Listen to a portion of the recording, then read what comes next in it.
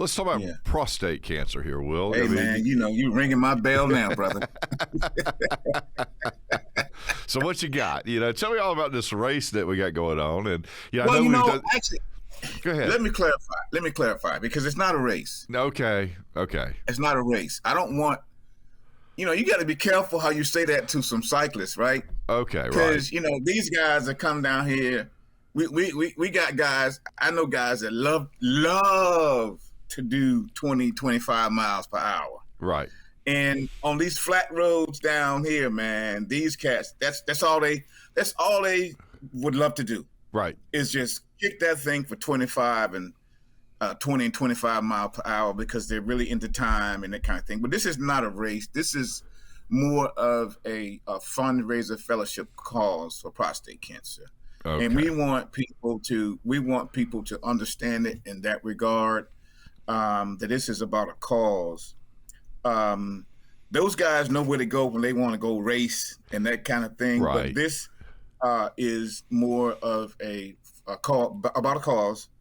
So we are seeking all levels of riders. Right. Okay. And trying to create an awareness. So then, I guess fellowship awareness and and it is a fundraiser. Let's not underscore that 100 times because that's true. Yeah. Fundraiser, and with that, we're working to incorporate, to develop sponsorships, prostate cancer support groups, and also engage in research. We were really looking to engage in research with the with the Health Equity Center over East Carolina. Sure. And the fund, so we couldn't move forward with that, but we're still working towards making that happen. That's right. We're in constant contact with Dr. Keith Keene over East Carolina University. Right. And we have had several conversations. We had them last year and have them this year, but the goal is to continue to push towards engaging this awareness, education, and screening and raising funds to be able to develop that. He wants to engage the prostate cancer from a genetic standpoint. Okay. And we're Emmanual. We're looking. We're more on a behavior perspective, attitudes, knowledge, and beliefs about prostate cancer. In our area, in our area down there. So, I see it as a two-pronged approach, right? One behavior I can control right now, and I can have an impact on my health. When you start talking about genetic research, that's maybe to come in the future. It looks like stem cell research. It looks like, how can I modify DNA to maybe, make some changes here? But that's on the come. That's not today. Yeah. But when we take all of that and we break it down to simpler terms, it becomes a educational component for us. Very well. So we can take that information. It's like I use this analogy. Imagine the amount of current or electricity that goes into electricity company. Right. And then it goes out into the typical houses that and they have something that they have a regulator that breaks it down to 110 current. Yep. Well, that's kind of where I am with the information. All the researchers and those guys have their job to do. They get it to me. I take it and I break it down to simpler terms so that the ordinary layperson can kind of understand it. Sure. And that becomes a component of the educational piece when we can kind of approach it from that, even though we say the genetic aspect of it. But when we break it down in simpler terms to help people understand it from that perspective, in addition to the behavioral aspects of it, when we couple those two, we think that we're having a greater impact on the thinking and the understanding. If we're doing that, then prayerfully we're getting people to understand it more, and that will break down some of the walls in terms of why men don't get screened, and they'll go get screened preferably earlier. And we can catch things at an earlier stage, and if we can do that, then the treatments are better. The windows are much wider. Options are greater, all that. Absolutely. And, survival rates are 99%. Right. If diagnosed early, man. I don't think there's another cancer out there saying that you can attach those kind of survival numbers to. If there is, there's not many. Yeah, not many. Yeah. Being second only to lung cancer, survival rate is 99%. And I talk to a lot of urologists, and I talk to a lot of radiologists, oncologists, and they stand firm on the earlier screening, testing. The greater the chances, the greater the likelihood, if anything being found, the greater the likelihood, the greater the chances of treating it better. Or, so like you say, so many more options, man. Well, so and on that note, my father passed away because of prostate cancer. Didn't get tested soon enough. It metastasized. It was just too late, really. He's tried some draconian measures to try to get to that place. So anyway, he made me commit at the age of 36 to get tested annually, and I've been doing that. Since I was 36, so that's quite a while. And most people at 36 don't get tested for prostate. That's not the normal recommended age. It's usually about 45, 50, somewhere in that neighborhood. Absolutely, But, it was that important to him. It was a particularly aggressive form of prostate cancer, so, you got to deal with the genetics. But I only say that to underscore, if I've been doing it for 16 years now, anybody can do it. It is not that invasive. It is not that big of a deal. To get it's just not a big deal, and so there's no reason why you can't. I mean, other than just going and doing it. Why you can't? Sandy. They're just men are just skeptical, not trusting, right? And those kind of things kind of deter men from some men. The testing procedure itself, when it comes to the digital rectal exam, which urologists highly recommend when it comes to the digital rectal exam. Men PSA only tells you so much. Right, He only tells you so much, A lot of men are just not a proponent of the finger. And that is a huge deterrent. It's not like I look forward to it every year, Will. It's like this either, and I agree with you. Right. But here are choices. We either trust exam, or you don't, and if you get it, and if you're not diagnosed, then you're kind of on that road to self-destruction. That's right. And there is a point of no return. There is a point of no return. Absolutely. And particularly, and as you were saying about your dad, when I would have you, particularly African American men, right? We have higher incidences and have higher mortalities than any other male racial group, and that's just not locally, that's globally, man. That's right. That's excuse me here. That's globally. So we have to really engage in conversations and about getting screening, getting tested, and we have to work diligently at misnomering demystifying that misnomer about the digital rectal exam. Sure. and all these things, and man, let me tell you, we did a program. We did a program a couple of weeks ago over Howard University, right? And we had urologists that were there at their cancer unit, the cancer center, and we had urologists there, and we were doing the free digital rectal exam PSAs, and even though I'm an advocate and I'm a proponent of, but I was the first one in line, Sure. The first one in line. Why? Because, and I don't have a family history, but the mere fact that I'm African American, and we have this issue that is so fluent among the African American male population, and then of course being president and founder of Emmanual Health, man, I have to set the trend. I feel. That's so right. Certainly I'm the first one in line. If I'm having a conversation about this, if I'm preaching this, I'm the first one in line that's going to take this thing, man. Absolutely. Absolutely. But I mean, you're right. But when you start talking about, it's not only prostate cancer, you just talk about African American males in general and African Americans in general, in terms of access to healthcare or choosing to access healthcare is limited. Yeah. I've been in healthcare all of my professional life, and I've spent many hours trying to solve or decode, the reasons why, and I certainly understand culturally why there could be some mistrust in the institutional medical system, from years past. But that's not today, and folks are missing a lot of opportunity by simply not access. And these it's free, or it's so cheap that you feel like it's free. This is not like it's intrusive, but it makes a world of difference in life expectancy. And I think you see that when you compare African Americans to Asian to Caucasian to Latino, and it's really the singular difference that I can tell is access to healthcare services sooner than later. I mean, 100%. And back to prostate, which I know is your baby. I certainly can't encourage people not to do it. I need to encourage people to do it over and over and over and over, because it is not that hard. It is not a big deal, and it can be a difference in life. And the other thing I hear while we're just talking about, the hard conversations, rectal exams and whatnot, one of the things I hear from a lot of folks once they realize they have it is a lot of people don't want to have surgery because they're scared they won't be able to have sex. Hey, man, I'm going to tell you something.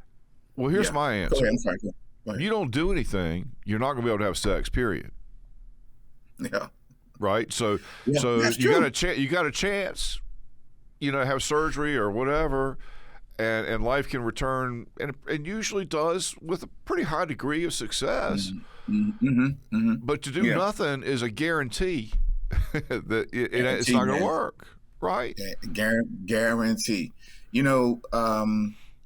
By the time a male reach latter 50s, right, 60s and on up, a great part of Mother Nature has taken a toll. Of course. Okay? Not built to last forever. So let's just keep it real. That's right. Mother Nature has taken a toll. We're not the 20-year-old and 30-year-old men that we used to be. It's just real. I mean, that's right. You have no control over that. That's right. But we do know that age is definitely a factor with this prostate cancer. We do know that. That's right. We do, like we knew in the 60s, the more cigarettes you smoke, the greater likelihood you might contact lung cancer. Okay, so we know that age is a factor with lung cancer. I mean, with prostate cancer, and to avoid this thing as if it's just gonna poof and be gone, right, is one of the greatest mistakes that we could probably do in terms of thinking about not getting tested. I get the trust stuff. I get the trust issues. I get all that historic. I get all that. But the reality is we shouldn't allow that to be a factor for us not getting ourselves screened and whatnot, what have you. And that also, Sandy, plays education again. I'm sorry, behavior again plays a big role in reasons why some men don't. Man, listen, I can't tell you how many men that I've even come across that have access to health care, right, and don't get screened. That's what I'm saying. Have access. That's what I'm saying. I mean, down the hall kind of stuff. It's not hard to find. Go to the health department. I mean, I get it. I get it. But I'm saying to men, this thing is really taking us by storm. And there's a reason why we're globally, because we don't get ourselves screened, because we don't engage. And I also want to push the opportunity for clinical trials. Clinical trials is a way, is a means of healthcare for a lot of men that don't have access to healthcare. And listen, we hadn't even begun to talk about benign prostatic hyperplasia. We didn't begin to talk about prostatitis, those other things that kind of impact, we just talking about prostate cancer. That's it. The big brother, I call it. I call him the big brother. Well, it's sort of the big elephant in the room, really. But I mean, so anyway, I think the point is this: get tested. There's no reason you can't. It's non-invasive to speak of. I mean, it may be slightly uncomfortable and nobody really wants to talk about it, but the reality is it can save your life. And it is not that hard to do, and it is readily available at a health department near you. It is not a costly exam or test either. It's just not. And I've seen firsthand, what it can do, and I know you're living it. And I appreciate you going out and evangelizing the world on all that. But let's bring it back to talk about this this event to create awareness for prostate cancer that you're doing here in Rocky Mount. Because I think that's something that we really want to and kind of enhance the story we're telling. So tell me a little bit about the event and how it has grown. I mean, this is like third year, got that right? Or? No, this is actually our second year. This is actually our second year in Rocky Mount. Okay. This is our All right. annual Mount. I actually third event. That's right. We talked about it a year before it actually kicked off. We had some COVID in there and some other kind of a false start, that kind of deal. That's right. Absolutely. That's right, man. And so we last year we were very fortunate to kind of kick off the bike ride. We always try to incorporate an educational component for the community. Right. So last year we had a dear friend of mine wrote a film called The Black Walnut, and it depicted prostate cancer among men, and it had quite a bit of in the film. It had quite a bit of information, or actually things that men deal with in the real world, cultural issues, relationship issues, some of the things that you and I had already talked about, sexual issues and that kind of thing, and they're all in the film. Every male in the film was a prostate cancer survivor. Even the film producer was a prostate cancer survivor. But, we won't be dealing with him this year. This year, we're bringing a friend of mine in. He's a urologist by trade, Johns Hopkins University, Harvard University graduate, has a clinic. He's coming. We're getting him in here out of Harvard Medical College out of Nashville. Okay. And he said, well, I would see men coming through when he was doing his internal medicine practice, I saw so many men coming through with metabolic problems. Right. And prostate, and they lead to prostate cancer. So I stopped my practice, and I developed a clinic that focuses solely on metabolic health as it relates to prostate cancer. Okay. So he's going to be coming in from Nashville Medical College, and he's going to be talking about that. And he is awesome, by the way. And then he engages plant-based diets, plant-based foods, right, as it relates to prostate cancer, alleviating in that regard. We're going to do a cooking exhibition relative to plant-based foods. This guy, he and his partner, Tony, they have a cohort. Every 90 days, they have a cohort that focuses on dieting, plant-based diets, cooking your foods, how to prepare your foods. They have a weekly Zoom call on that. So these guys are going to be coming down on the 24th of, they're going to be coming down on the 24th of June. We're going to be at the Edgecombe Community College downtown. Okay, great. That's going to start, that's at Friday. That's going to start at 5 p.m. And they're going to be there talking about his program, going to do a nice presentation about metabolic health. It's a very good presentation too, by the way. And he really breaks it down, every aspect of that metabolic piece and how it impacts you, health and prostate cancer wise. And so these guys will be there on Friday night. And then on Saturday, we actually have the bike ride. Now this thing, last year was our first initial event. And we were just blown away at the number of people. Over 250 registered cyclists came and rode. We had a 20, 40, and 60-mile bike ride, fully supported by the Sheriff Department. Right. We were able to provide. Edgecombe County Sheriff's Department.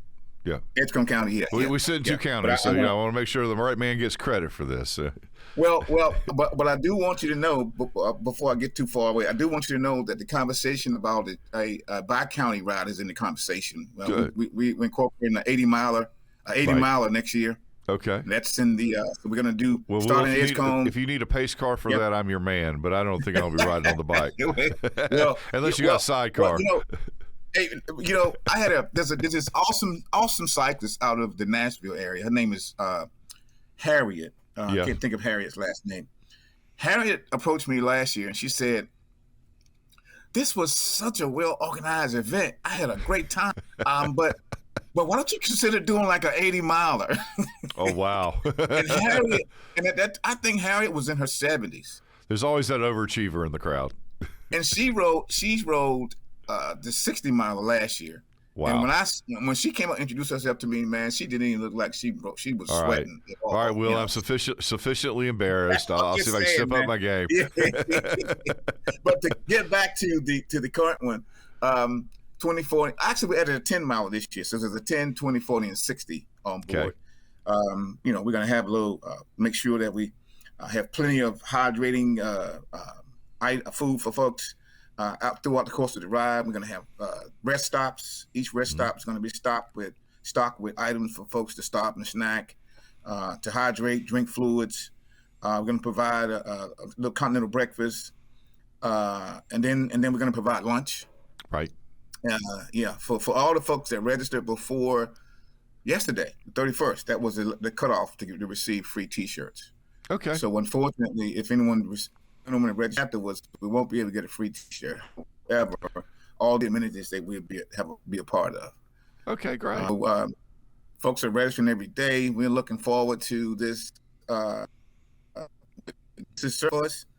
From this, we're working hard to develop support groups, prostate cancer support groups in the area. I'm working with Mr. John Mitchell over at the Word Tabernacle. Yep. I have a very dear friend of mine in Newbern, Mr. Vic Taylor, who has a awesome support group, and I actually attend their support group monthly. So right. I'm down in Newbern talking about Rocky Mount. There you go. Hey, I am too every time I go to Newbern. For that matter, wherever I happen to be. Yeah, absolutely. We got to. So we're working to establish one. Working with John Mitchell over the Word, and we're working to establish a powerful support group in Rocky Mount to host probably once a month. So we've got some things. We're still looking for folks to register. We still got plenty of space for folks to register. We're not necessarily looking for a lot more volunteers, but certainly looking for more sponsorship. Okay. We appreciate folks like yourself and right. UNC Health and Pfizer and Corning, and those folks have been awesome for us. But certainly we're looking to engage in more sponsorship. But this thing is going to grow. We really hope to make this one of the more preeminent events on the East Coast.